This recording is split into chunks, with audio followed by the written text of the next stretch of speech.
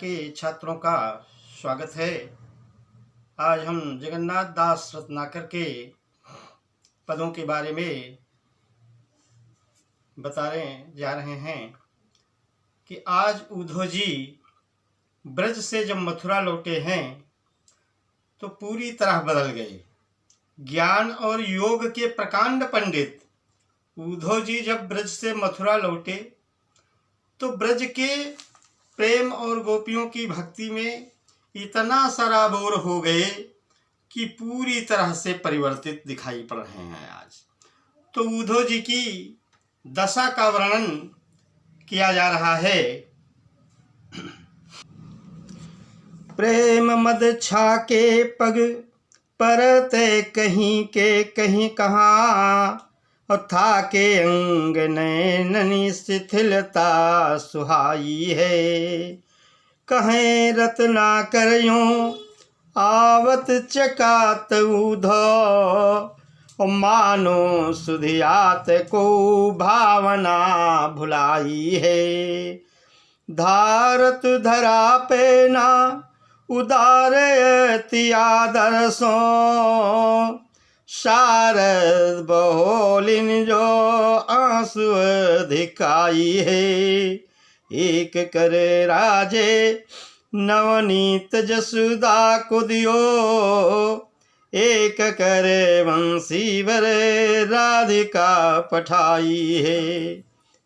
प्रेम मद छाके पग परते कहाँ के कहाँ। तो उद्धव जी जब ब्रज से मथुरा लौटे तो प्रेम की मदिरा को उद्धव जी ने इतना छक करके पी लिया कि उनके पैर रखते कहीं हैं तो पड़ते कहीं हैं। जैसे शराबी व्यक्ति का जब नशा ज़्यादा हो जाता है तो वो लड़खड़ाते हुए चलता है, इसी प्रकार से उद्धव जी जब ब्रज से वापस लौटे तो प्रेम रूपी मदिरा का इतना छक के पान कर लिया, इतना तप्त हो गए कि उद्धव जी पैर रख कहीं रहे हैं और उनके पैर पड़ कहीं रहे हैं। प्रेम मद में रूपक अलंकार है। और था के अंग नैननी शिथिलता सुहाई है। और उद्धव जी के अंग प्रत्यंग सब भ्रमित हैं तथा प्रेम विह्वलता के कारण नेत्रों में अजीब शिथिलता सी झलकती दिखाई पड़ रही है। कहें रत्नाकर यूं आवत चकात उद्धव। रत्नाकर कवि कहते हैं कि उद्धव जी ऐसे चकित होते चले आ रहे हैं कि मानो सुधियात को भावना भुलाई है। मानो किसी चीज को भूल गए हों और भूली हुई भावनाओं की याद करते हुए चले आ रहे हैं। मानो भुलाई में उत्प्रेक्षा अलंकार है। धार धरा पे ना उदारती आदर्शो, धार धरा पे ना उदारती आदर्शो, और शारद बहोलिन जो आंसू अधिकाई है। उद्धव जी के दोनों हाथ अटके हुए हैं और प्रेम विह्वलता के कारण नेत्रों से आंसुओं की धारा बह रही है। अब आंसुओं को उद्धव जी पूछे तो कैसे पूछें? अगर उन प्रेम उपहारों को वो जमीन पर रखें तो उनका सम्मान नष्ट हो रहा है। इसलिए उन प्रेम उपहारों को उद्धव जी जमीन पर रखना नहीं चाहते हैं। और आंसुओं को फिर उद्धव जी कैसे पूछते हैं? अपनी बाहों से ही बहते हुए आंसुओं को पोंछ लेते हैं। तो एक कर राजे नवनीत जसुदा को दियो, एक कर राजे नवनीत जसुदा को दियो, एक कर बंसी वर राधिका पठाई है। क्योंकि उद्धव जी के दोनों हाथ तो अटके हैं। एक हाथ में माता यशोदा के द्वारा दिया गया मक्खन और दूसरे हाथ में श्रेष्ठ राधिका जी के द्वारा भेजी गई सुरीली बंसी है। इसलिए इनके दोनों हाथ अटके हुए हैं। और आंसू जब अधिक बहने लगे तो उद्धव जी अपने नेत्रों के आंसुओं को बाहों से ही पोंछने का प्रयास कर रहे हैं। इस अवतरण में घनाक्षारी छंद है और इसमें ब्रजभाषा का मधुर प्रयोग किया गया है।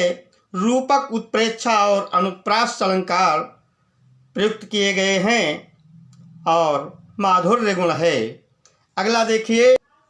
ब्रज रज रंजित शरीर शुभ उद्धव को धाय बल वीर हुए अधीर लपटाई लेत कहें रत्नाकर सुप्रेम मद माते हेर थर कति बाह थामी थारी थिराय लेत कीरति कुमारी के दरस रस सद्ही की और छलकन चाहि पलकन पुलकाई लेत परन न देत एक पुहमी की कोछ परन न देत एक बूंद पुहमी की कोछ और पोछ पूछ पट निज नैनन लगाए लेत।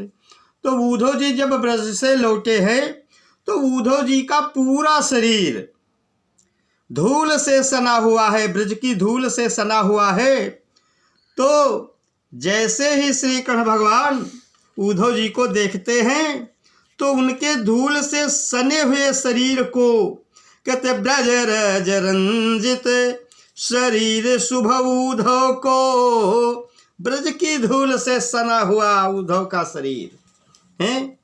तो उद्धव जी के मिट्टी से धूल से सने हुए शरीर को क्या करते श्री कृष्ण भगवान कि धाई बल वीर हुए अधैर लपटाई लेत, बड़ी अधीरता पूर्वक दौड़ करके उनके शरीर से लिपट जाते हैं, उद्धव जी को लिपटा लेते हैं।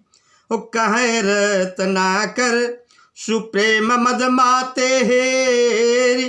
रत्नाकर कवि कहते हैं कि उद्धव जी को प्रेम की मदिरा से उन्मत्त हेर माने देखकर क्या करते कृष्ण जी कि थर कति बाह थामी थारी थिराय लेत। उद्धव की थरकति माने कांपती हुई, बाह माने भुजा को, थाम माने रोक कर, थारी थिराय लेत का मतलब कुछ देर तक पकड़ करके उसे स्थिर रखने का प्रयास करते हैं। क्योंकि प्रेम रूपी मदिरा का इतना छक्के पान उद्धव जी ने कर लिया है कि उनके हाथ पैर बिल्कुल कांप रहे हैं। तो कांपती हुई भुजा को श्री कृष्ण जो है अपने हाथों से पकड़कर और उसे कुछ देर तक पकड़े रह करके रोकने का प्रयास करते हैं। कीरति कुमारी के दरस रस सद्ही की और छलकन चाहि पलकन पुलकाई लेत।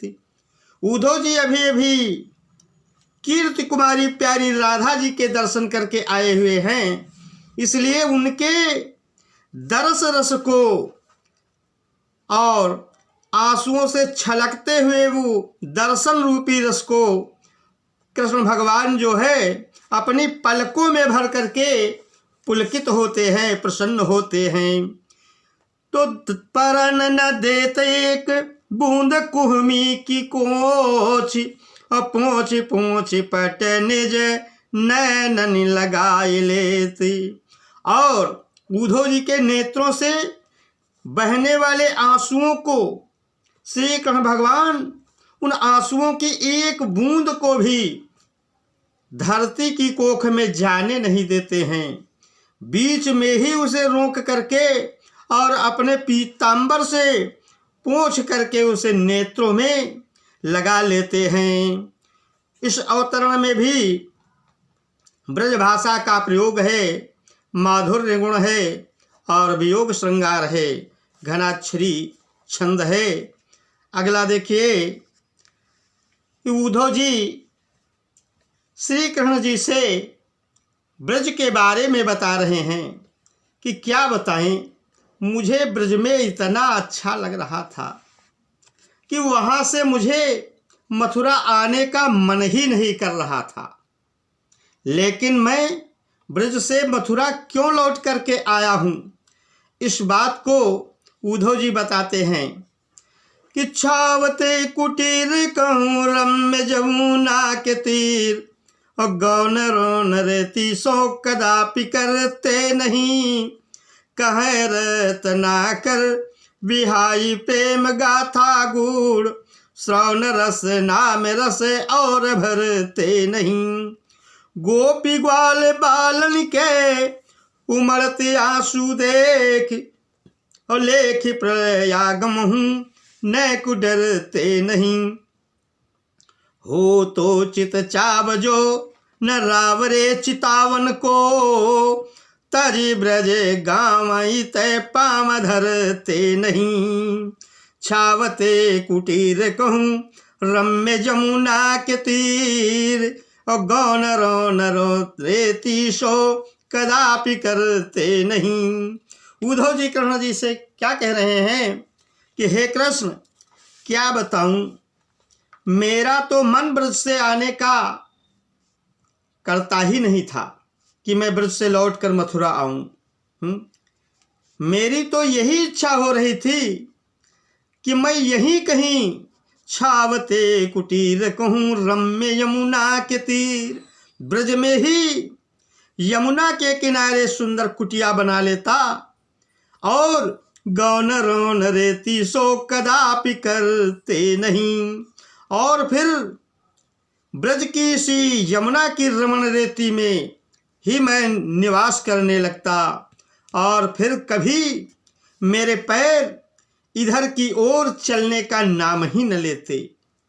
लेकिन मैं क्यों आया हूँ? केवल इस बात को बताने के लिए कि गोपी और ग्वाल बालों की विरह विकल दशा का परिचय कराने के लिए मैं केवल आया हूँ मथुरा। कहे रत्नाकर बिहाई प्रेम गाथा गूढ़, और श्रवण रस नाम रस और भरते नहीं। रत्नाकर कवि कहते हैं कि उद्धव जी कह रहे हैं कि मेरा तो मन कर रहा था कि मैं वहीं ब्रज की सुंदर रमण रेती में ही रहूं, और गोपियों की प्रेम कथा को छोड़ करके कहीं अन्यत्र जाने का नाम ही न लेता। मेरे कान केवल गोपियों की प्रेम कथा को ही सुनते, और जबान से मैं उन्हीं की प्रेम कथाओं की चर्चा करता। इसके अलावा न कानों में मैं किसी और की बातें सुनता, और ना ही जबान से किसी और की मैं चर्चा करता। गोपी ग्वाल बालन के उमड़ती आंसू देख, और लेख प्रयागम हूँ ने कुडरते नहीं। उद्धव जी कहते हैं ब्रज में रहते हुए गोपी ग्वाल बालों के उमड़ते हुए आंसुओं को देखकर उस प्रलयागम से भी मुझे जरा सा भी डर नहीं लगता था। गोपी और ग्वाल बालों के उमड़ते हुए आंसुओं को देख करके भी मैं उससे जरा सा भी नहीं डरता था, घबराता था। लेकिन मैं क्यों यहाँ चला आया हूँ ब्रज को छोड़ करके? उद्धव जी कहते हैं कि हो तो चित चाव जोन रावरे चितावन को, तज ब्रज गावई ते पाँव धरते नहीं।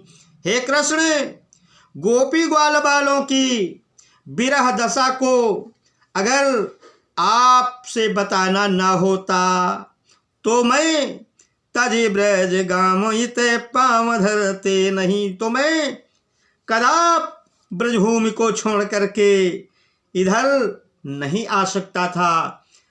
मेरे आने का केवल यही कारण रहा कि मैंने सोचा कि गोपी और ग्वाल बाल आपके विरह में बड़ा परेशान हैं, तो उनकी विरह दशा को आपसे बता दें और आप उनकी विरह विकल दशा को देख करके और उन्हें दर्शन देने का प्रयास करें। इसलिए केवल मैं आपकी उनकी विरह दशा को बताने के लिए आपके पास चला आया हूँ। इसमें भी ब्रज भाषा का प्रयोग किया गया है, घनाक्षरी छंद है और शांत रस है। आगे शेष गंगा अवतरण के बारे में बाद में बताएंगे। इसके बाद कल कक्षा 11 के विद्यार्थियों को पढ़ाएंगे। धन्यवाद।